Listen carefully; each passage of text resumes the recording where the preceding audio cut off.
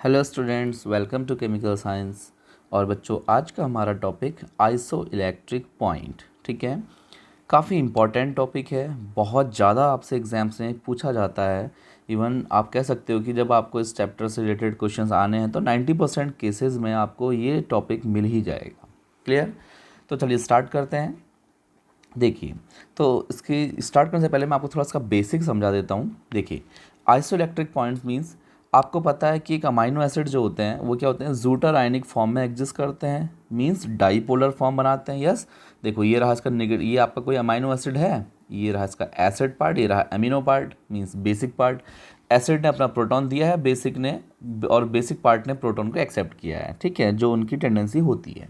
Yes, तो देखो अब इसने प्रोटॉन दिया है तो ये निगेटिवली चार्ज बन गया है, और इसने प्रोटॉन को एक्सेप्ट किया है तो ये नाइट्रोजन पॉजिटिवली चार्ज मतलब अमोनियम आयन बन गया है। ठीक है, देन अब ये पूरा मॉलिक्यूल जो है डाईपोलर फॉर्म में एग्जिस्ट कर रहा है। यस, क्या है डाईपोलर फॉर्म, मतलब दो टाइप के आयंस बन गए हैं। इसी को हम लोग ज्यूटर आयनिक स्ट्रक्चर भी इसको बोलते हैं। क्लियर? अब मॉलिक्यूल तो इसी फॉर्म में एग्जिस्ट करना है ना। अब देखिए अब क्या होता है आगे, अगर इस मॉलिक्यूल को मैं एसिडिक सॉल्यूशन में रखूँ। ठीक है, एसिडिक सॉल्यूशन मीन्स देखिए जिसका पीएच क्या हो, लो हो, मतलब 1 to 6, आपको जानते हो 7 में भी न्यूट्रल हो जाता है। ठीक है, तो आप उसको लो पीएच में जब रखेंगे तो क्या होगा, लो पीएच का मतलब होता है एसिडिक सॉल्यूशन। मींस उस सॉल्यूशन में आपके पास प्रोटॉन्स होंगे बहुत ज़्यादा, क्योंकि सॉल्यूशन आपका एसिडिक है। ठीक है, और जब प्रोटॉन होंगे सॉल्यूशन में तो ये मॉलिक्यूल क्या करेगा, ये आयन क्या करेगा, अब उस प्रोटॉन से रिएक्ट करेगा निगेटिव वाला पार्ट। यस भाई, ठीक है, नेगेटिव पार्ट है मतलब माइनस चार्ज है, और ये प्रोटॉन है, एसिडिक सॉल्यूशन है, तो ऑब्वियस सी बात है कि इसने यहाँ से रिएक्ट करना है। क्लियर हो गया? देखिए तो क्या बनाएगा, मैं आपको यहाँ दिखा देता हूँ। ये देखिए इस तरह का स्ट्रक्चर आपको कुछ बना दिखेगा। क्लियर है? ये देखिए क्या हुआ, देखो एसिडिक पार्ट में आपने से रखा, प्रोटॉन आ गया तो कार्बोक्सिलेट आयन तो न्यूट्रल हो गया, निगेटिव ने पॉजिटिव से कर लिया। बट इसका कोई सीन नहीं है, क्योंकि ये क्या है आपका positively part, positively charge species है, और एसिड में पॉजिटिव का कोई ट्रीटमेंट नहीं है। क्लियर? और सिमिलरली अगर मैं इसको जस्ट रिवर्स, अगर मैं इसको रखता हूँ आपके बेसिक सॉल्यूशन में, ठीक है, जो ज्यूटर आयनिक स्ट्रक्चर है अमाइनो एसिड का, उसको मैंने रख दिया है बेसिक सॉल्यूशन में। बेसिक सॉल्यूशन जानते हो ना आप लोग, जो प्रोटॉन एक्सेप्टर होते हैं। ठीक है, तो एसिड प्रोटॉन डोनर, और बेसिक ने यह करा प्रोटॉन को एक्सेप्ट कर सकते हैं। ठीक है, तो क्या होगा, आप जानते हो जैसे आप इसे बेसिक सॉल्यूशन में रखोगे तो उसमें क्या होंगे, प्रोटॉन को एक्सेप्ट करने की टेंडेंसी होगी। और आपको पता है कि आपका जो बेसिक पार्ट है ज्यूटर आयन का NH3 पॉजिटिव, उसके पास एक एक्स्ट्रा प्रोटॉन है। ठीक है, वो प्रोटॉन बेसिक पार्ट जो है, प्रोटॉन एक्सेप्टर जो स्पीसीज है, उस प्रोटॉन को एक्सेप्ट कर लेगी। ठीक है, प्रोटॉन एक्सेप्ट कर लिया तो NH3 वाला पार्ट क्या हो जाएगा, NH2 में कन्वर्ट हो जाएगा और बन जाएगा न्यूट्रल। ये देखिए क्या बन गया आपका, न्यूट्रल। क्लियर हुआ? बट जो नेगेटिव वाला पार्ट है उसका तो कोई ट्रीटमेंट नहीं है उसके पास। यस, वो तो ऑलरेडी निगेटिव स्पीसीज है, और वो बेसिक है, वो तो उसका तो नेगेटिव का कोई ट्रीटमेंट नहीं है उसके पास, है ना। तो आपको दो चीज़ें क्लियर हो गई हैं।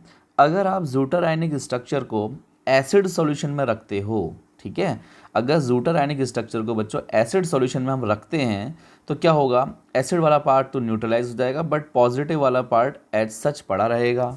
ठीक है, सिमिलरली जस्ट रिवर्स देख लीजिए, अगर आप उस ज्यूटर आयनिक स्ट्रक्चर को बेसिक सॉल्यूशन में रखते हो, ठीक है, बेसिक मीडियम में रखते हो, तो प्रोटॉन एक्सेप्ट कर लेगा तो NH3 को न्यूट्रल कर देगा, NH2 बना देगा, बट कार्बोक्सिलेट आयन आपका एच सच पड़ा रहेगा। क्लियर हुआ? ठीक है, तो दो चीज़ें आपके समझ में आ गई। अब देखिए क्या होता है, अब अगर सपोज मैंने इसको क्या करा, देखिए ये जो आपका बने हैं, ठीक है, मैंने इसको एक ऐसे, ये देखो ये कोई डब्बा टाइप का है, ठीक है, आप इसको ऐसा बोल सकते हो, लाइक ये देखो कोई बीकर टाइप दिख रहा होगा ना आपको, इसमें आपने ये क्या करे, इसमें को ऐसे रख दिए, ठीक है, जो भी आपका सॉल्यूशन था। ठीक है, और आपने जो इसमें क्या करे, दो इलेक्ट्रोड्स इसमें हैं लगे हुए आपके, एक है एनोडिक और एक है cathodic. Anode means positively charge है, और कैथोड मीन्स आपका नेगेटिवली चार्ज है, और आपने उसके बीच में कहीं आपने अपने ज्यूटर आयनिक स्ट्रक्चर को प्लेस कर दिया है। ठीक है, अब इसमें कुछ फिनोमेना होने वाले हैं, मैं आपको बताता हूँ क्या होंगे। देखो कुछ केसेस, क्या लिखा है, एट हाई पीएच, अगर आप पीएच ज़्यादा रखते हो, पीएच ज़्यादा रखते हो, बेसिक सोल्यूशन की बात चल रही है, ठीक है, amino acid molecule will migrate towards anode. सही बात है क्या? देखो एनोड मीन्स पॉजिटिव, कैसे, अगर आपने बच्चे उसका पीएच हाई रखा है, देखिए ये है आपका हाई पीएच का प्रोडक्ट, है ना, जब आप इसका पीएच हाई रखोगे तो इसमें क्या ऐसा चार्ज आ रहा है, नेगेटिव, तो इतना क्लियर है आपको। जब आपका पीएच हाई होता है मतलब बेसिक सोल्यूशन होता है तो आपका जो डाइपोलर आयन होता है वो कहाँ कन्वर्ट हो जाता है, निगेटिव में कन्वर्ट हो जाता है, ठीक है, सिर्फ एनायन उसमें रह जाते हैं। और जब आप एनायन रखोगे तो ऑब्वियस सी बात है वो कैटायन की ओर मूव करेंगे, ये निगेटिवली चार्ज है तो ये पॉजिटिवली चार्ज एनोड की ओर मूव करेगा, मतलब इस साइड को। समझ में आया। तो अगर आपका बेसिक सोल्यूशन में आपने ज़्विटर आयन रखा है तो एनोड की ओर मूव करेगा। इसका जस्ट रिवर्स, अगर आपने उसको एसिडिक सॉल्यूशन में रखा है तो एसिडिक में रखने के बाद उसमें सिर्फ पॉजिटिव चार्ज बचेगा और वो जो है आपका कैथोड की ओर माइग्रेट करेगा, कैथोड की ओर मूव करेगा। क्लियर है। तो देखो क्या लिखा है, at high pH amino acid molecule will migrate towards anode because of the negatively charge species. ठीक है। सिमिलरली एट लो पीएच, मतलब एसिडिक की बात चल रही है, at low pH amino acid molecule will migrate towards cathode. ठीक है, वो कैथोड की ओर मूव करेगा because of the positively charge species. ठीक है, ठीक है। तो ये समझ में आया। अब हम क्या करते हैं, एक पर्टिकुलर पीएच, ऐसा पीएच मेंटेन कर देते हैं कि जिससे इसका माइग्रेशन रुक जाए, मतलब ये कहीं ना जाए, है ना, किसी भी पर्टिकुलर एनोड की ओर मूव ना करे। क्या करना पड़ेगा, देखो, at particular pH the amino acid would not migrate to either electrode and exist as neutral zwitterion. This pH is called isoelectric point. Clear हो गया। तो एक ऐसा पीएच मेंटेन करना है जहाँ पे आपके जो ज्यूटर आयंस हैं वो कहीं को भी माइग्रेट ना करें, मींस ना तो वो आपके कैथोड की ओर माइग्रेट करें, कैथोड में कैसा चार्ज है, नेगेटिव, मतलब मॉलिक्यूल आपका आयन है पॉजिटिव चार्ज जनरेट ना हो, ठीक है, और ना ही वो आपको कैथोड की ओर मूव करें, मींस उसमें नेगेटिव चार्ज जनरेट ना हो। क्लियर हुआ। तो हमें एक पर्टिकुलर ऐसा पीएच मेंटेन करना है कि जिसमें वो ज्यूटर आयन फॉर्म दोनों आयंस की फॉर्म में ही एग्जिस्ट करे। अब दोनों आयन फॉर्म रहेंगे तो दोनों कहीं को नहीं जाएंगे, ठीक है, ओवरऑल जो है कैंसिल हो जाएगा, ठीक है, ओवरऑल उसका मूवमेंट कहीं की ओर नहीं रहेगा। बट अगर आप पीएच एसिडिक करोगे तो वो कैथोड की ओर जाना शुरू कर देगा, यस, और अगर आप पीएच को बेसिक कर देते हो, मतलब हाई पीएच कर देते हो, एनोड की ओर आना शुरू कर देगा। ठीक है। तो हमें पर्टिकुलर एक ऐसा पीएच लेवल को मेंटेन रखना है कि वो माइग्रेट कहीं को भी ना कर पाए। ठीक है, देखो क्या लिखा है, at particular pH the amino acid would not migrate to either electrode and exist as neutral deuter ion. This pH is called isoelectric point. Clear है। Then the isoelectric point is the pH, ये इसका definition हो गया है, आप इसको देख सकते हैं अच्छे तरीके से। ठीक है, the isoelectric point is the pH at which the amino acid exists completely as Zuter ions। एक particular pH होता है जिसको आप आइसोइलेक्ट्रिक पॉइंट कहते हो, जिसमें क्या करता है, कोई amino acid completely zwitterions form में ही एग्जिस्ट करता है, वो ना पॉजिटिव में कन्वर्ट होता है ना ही वो प्योर नेगेटिव में आता है।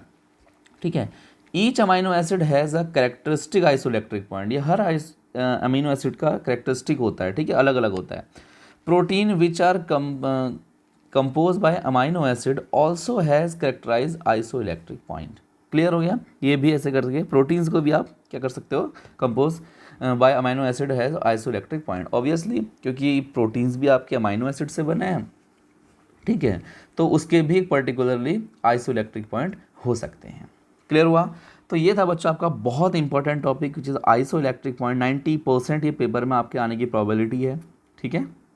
तो इसको आप बिल्कुल अच्छे तरीके से नोट्स बनाइए इसके, है ना, और आपको देखिए ये जो आपको स्ट्रक्चर आपको दिखाई पड़ रहा है तो आपको इसको एज सच ही बनाना है, ठीक है, जैसे मैंने आपको बना के दिखा रखा है, आपको ऐसे ही करना है पर्टिकुलरली, ठीक है, तभी आपका इसको फुल मार्क्स आपको मिल सकते हैं इसमें से, क्योंकि इसमें थ्योरी और इसके ये जो रिएक्शंस आपको दिख रही हैं विद स्ट्रक्चर भी आपको याद करने पड़ेंगे एक दो, ठीक है, तभी आपका इसके फुल मार्क्स आप यहाँ से ले पाओगे, ठीक है, और ये आना है इसको, मतलब 99% केसेस में ये बच्चों आता ही आता है।